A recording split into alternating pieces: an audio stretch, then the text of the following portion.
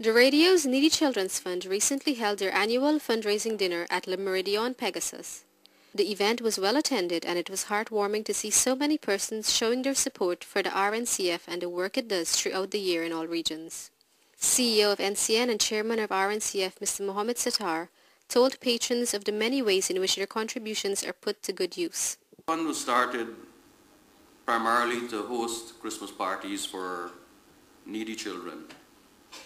And I am proud to say that as of this year, we'll be hosting parties for over 5,000 children in each of the 10 regions of the country. We have also undertaken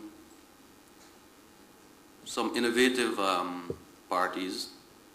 We felt that the children from the NOC deserve the party as well.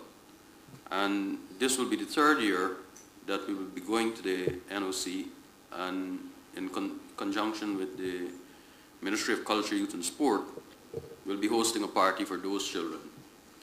We also were invited 3 years ago to host a party for the children who are afflicted or infected by the HIV and AIDS virus, and we do that now every year at the Gum Clinic.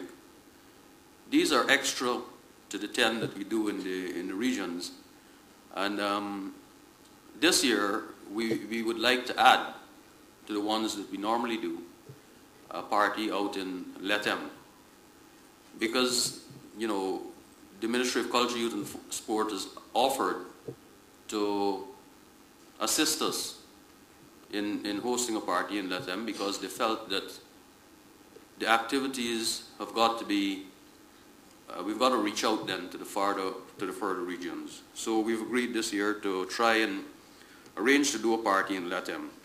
So the work of the fund, the primary purpose, which was as envisaged by the broadcasters who started it, to host Christmas parties for needy children in Georgetown, has expanded now to all 10 regions and to special needs groups that we will do every year. Minister of Human Service and Social Security, Priya Manikchan, addressed the gathering. Tonight, I'm really again struck by the goodness that is Guyana. And every time I see evenings like this with people like you, I know that we are filled with a country that is really filled with good people. Sometimes I think we can be a little bit lazy in exhibiting just how good we can be, and that's why we get appeals from Mrs. Lewis for more help. And I don't believe it's because we don't want to. I think we just sometimes get caught up with life. The government of Ghana has made it very clear. We've made no secret of the fact that we are committed to children, and we're committed to improving the welfare of children. And we have done specific things that could bring this about. But as was said here earlier by two previous speakers, we cannot do it alone, and we need your help.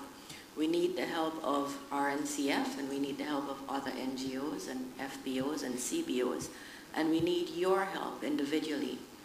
We have presently 23 orphanages in Guyana, and I use orphanages loosely. I mean homes which take care of children, not necessarily homes which house orphans in the true sense of the word, because many of these children actually are not orphans. And amongst those 23 homes, we have just over 600 children. Now, we have done at the ministry something called a care plan, which is really just looking at each child and what they need and what their needs are and what would best serve them. And we have completed care plans for about 520 of those children. And what it tells us is that 65% of these children do not need to be in orphanages. Let me put it differently. They are good candidates for being fostered.